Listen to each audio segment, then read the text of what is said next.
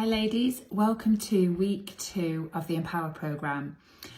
Today I'm just going to talk you through some practical tools of how to put some good things into your diet, what we talked about last week and the different balance of a plate, how that can apply, and we can do some easy things to make it a little bit easier to fit into our daily working lives.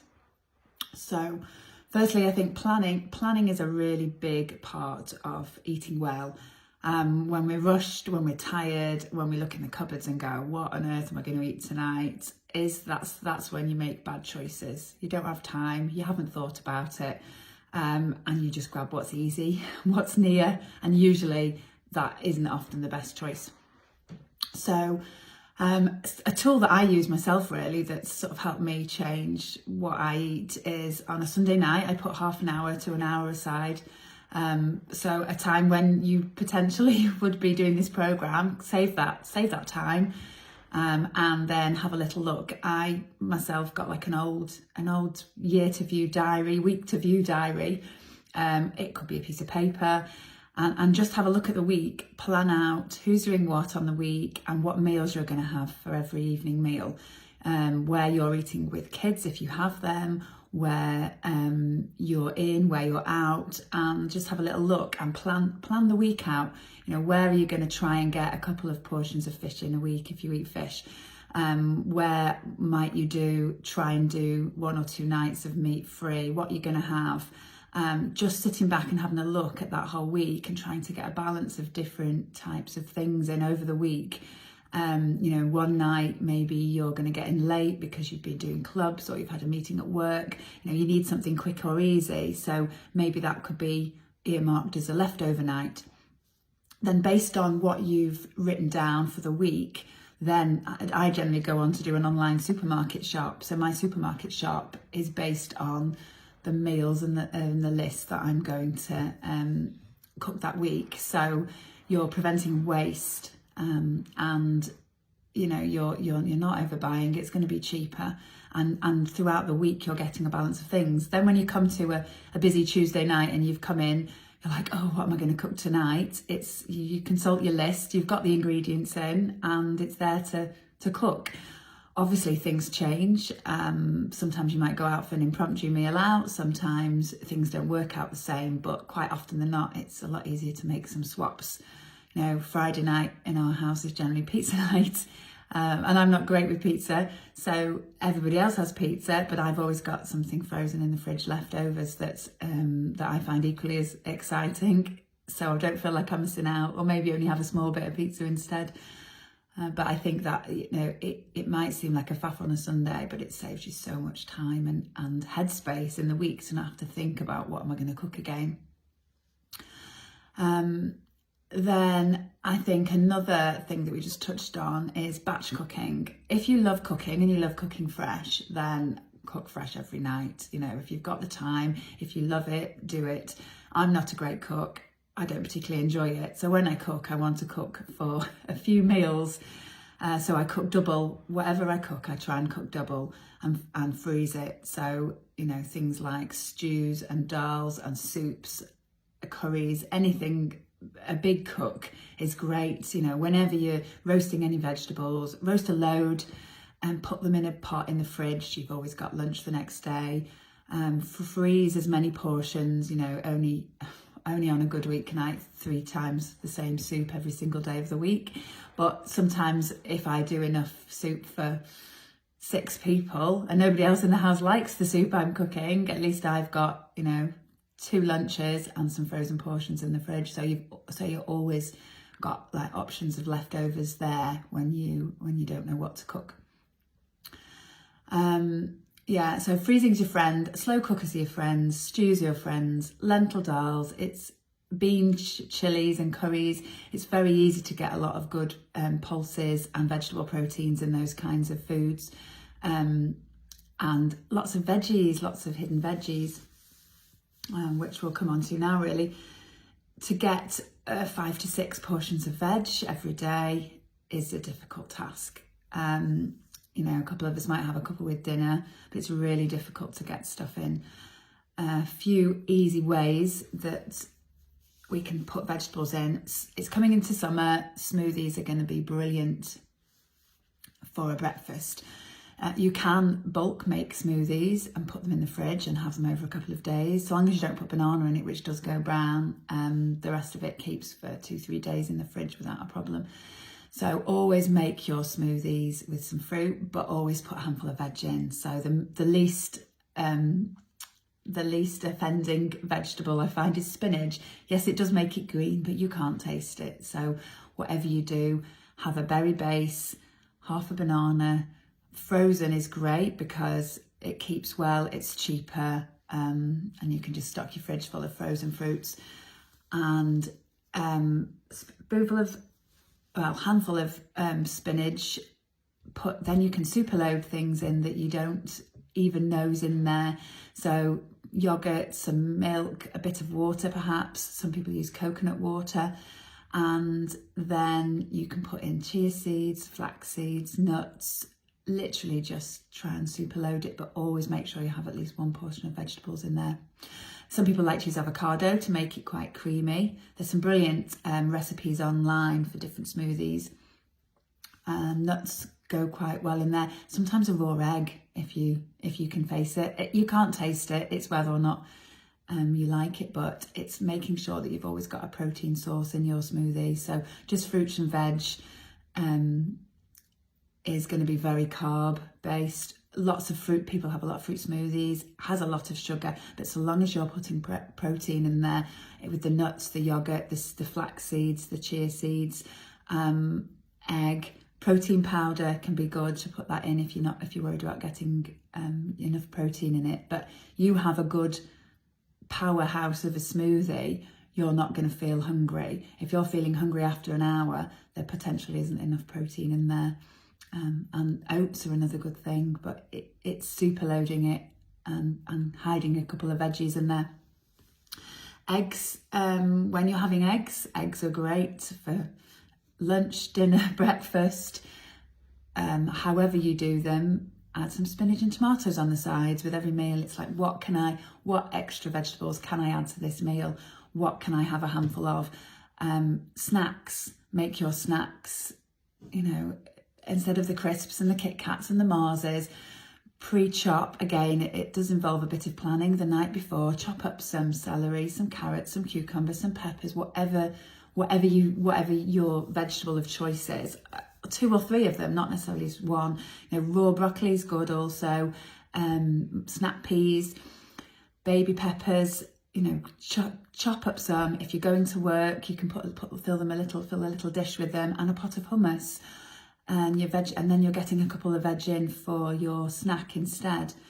Fruit, if you're a bit of a fruit snacker, we've talked about only having a couple of fruit a day. It's better to have, if you're going to have an apple, have it with some nut butter. Or have a handful of cashew nuts or almonds or mixed nuts, because when you're combining the sugary fruit with the protein and the fat, it's going to slow down that blood sugar, the rate that the sugar gets absorbed into your blood, which slows down that blood sugar peak. Plus it's going to keep you fuller for a bit longer. So that's another good way. Side portions. So when you cook your dinner, cook your normal dinner as you would, and think, what can I add on the side? Always try and add a side portion of 1 or 2 vegetables. So steamed broccoli, 3-4 minutes of steaming. Cabbage, chopped up cabbage and stir-fried. Some beans, some peas, some spinach, some carrots, whatever it is. If you're cooking for the family, if you're cooking for just yourself, always what can I add on to the side? And it's actually really good if you've got kids, where you're always serving up a bowl of vegetables in the middle as well, because it's just that extra, they'll get used to being able to just help themselves to extra vegetables, because actually it's always there and it's always on the table, and they're more likely to try it. They might not try it the first 10, 11 times, but then they might try a piece of broccoli one day, and then, it will go from there. I think it's just about repetition. Always squeeze some lemon juice over your greens if you like it, because It helps the iron absorption, and it also makes it taste better. A bit of seasoning, salt and pepper are fine. Salt, ideally, if it's rock salt or pink Himalayan salt, it's much better than table salt for you. So a little bit of seasoning, even a little bit of spices if you like that, a little bit of chili or spring onions or wild garlic. At the moment there's lots of wild garlic in the woods. If we pick it and sprinkle it on, that can be really tasty. But I think it's just an opportunity to be experimental whilst adding to your plate to get those greens up, to get up to that half a plate full of veg. Soups are really good.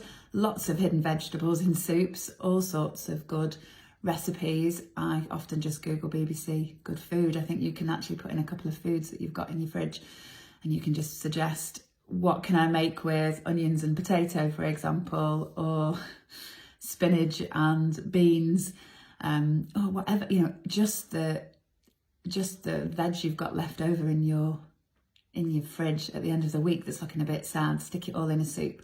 But, and a big but, remember to put a protein source in there. So whether that's a tin of butter beans, again, that's one of the least offensive things, just makes it a bit creamier. Any kind of beans, a tin of lentils, and the tinned lentils and beans are equally as good as the fresh ones. Plus you don't have to soak them because they're already pre-soaked. A big drizzle of olive oil, whatever herbs and spices you've got. And I think it's just a chance to be experimental. There's no right or wrong.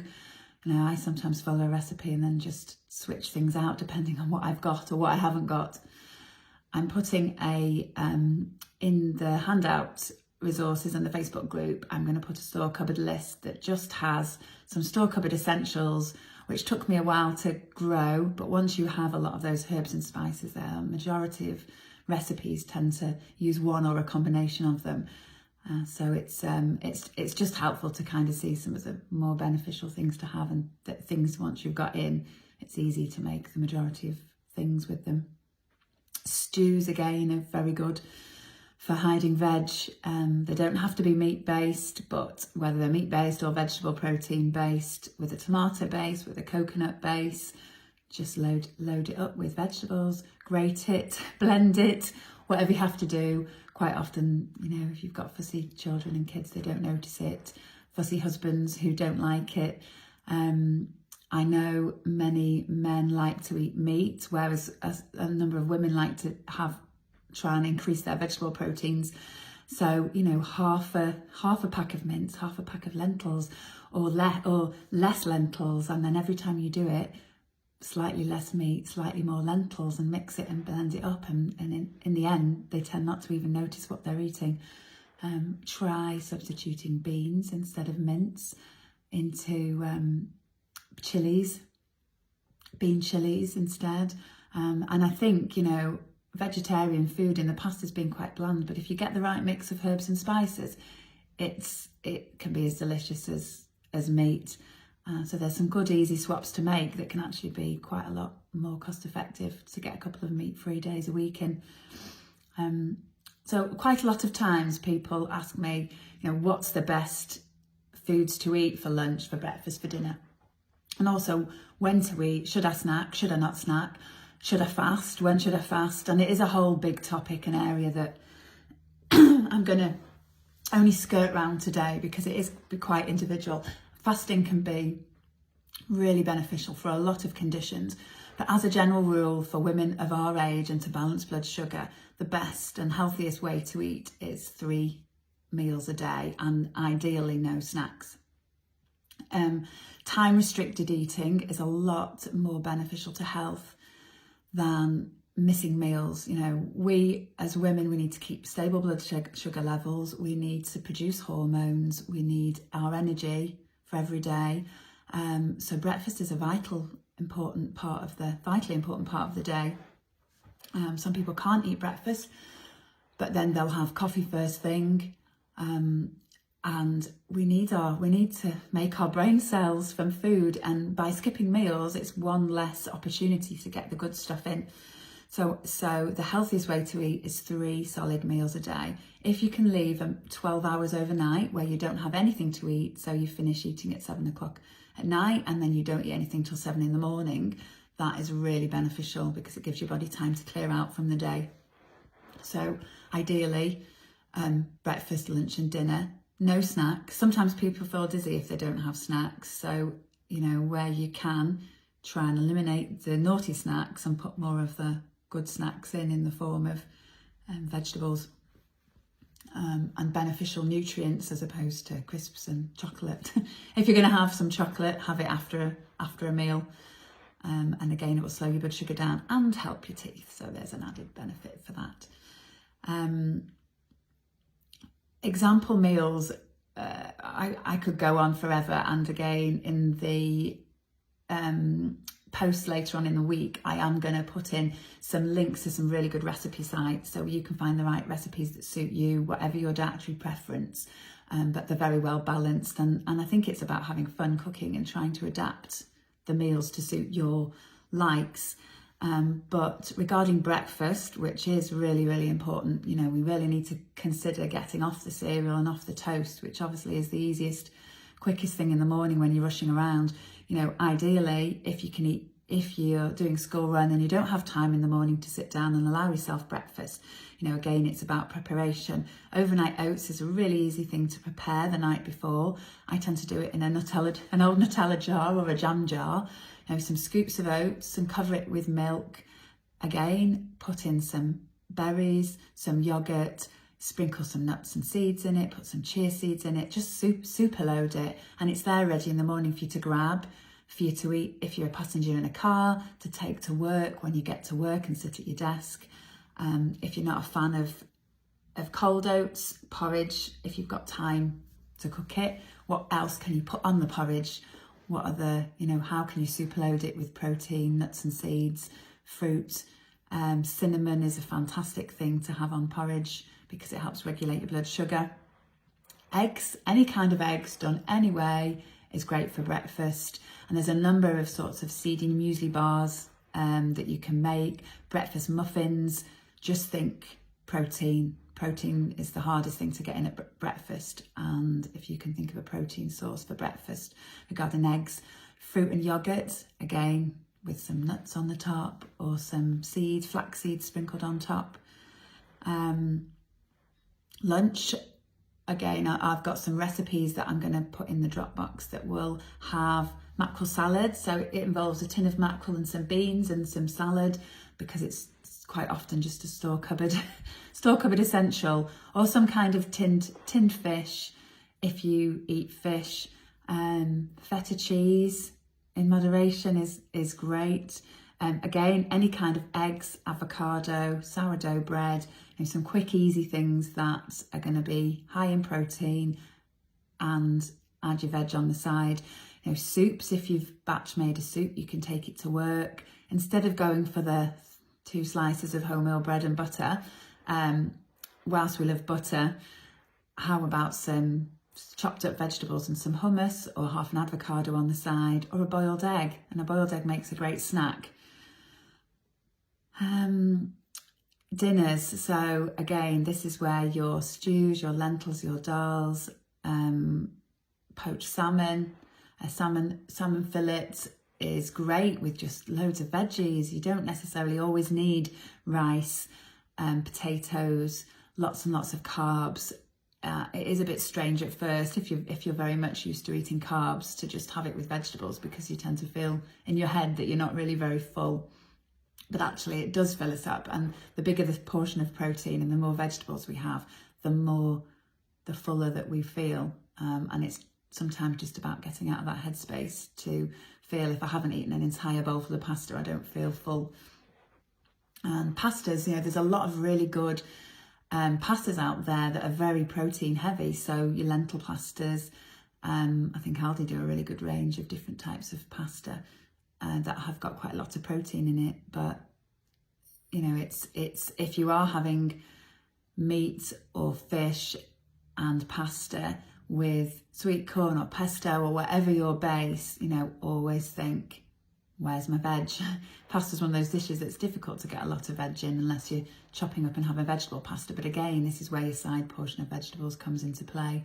So hopefully that has given you some some sort of initial tips on some ways that we could help you eat a little bit easier. If you just do one of those things that I mentioned and just begin to plan your food, then great. You know, it's a lot to change all in one go. So it's all about the little wins and the little goals, what little things I can do. Just trying to plan out your week's worth of food is going to be a result, and it's going to save you that bit more time and make you feel that little bit more stressed. So it's just trying to do one of those things consistently, and then maybe trying another one when you've got the first one under control. So this week's action plan and activity to do is, I would like you all, if possible, to try and buy a vegetable that you've never cooked with before. It doesn't matter if that's a common vegetable, just one you've never really tried before, or maybe you've wanted to try, or you've never known what the heck to do with it before. For mine the other week, it was celeriac. I've always looked at it and gone, it's a very ugly vegetable. I have no idea what to do with it. So buy a vegetable, be adventurous, pick one and Google a recipe for it, and put your pictures in the group, and we can see and share some knowledge on different vegetables and what we can do with them, and just get adventurous. Great. So I'll see you in the group this week. Bye.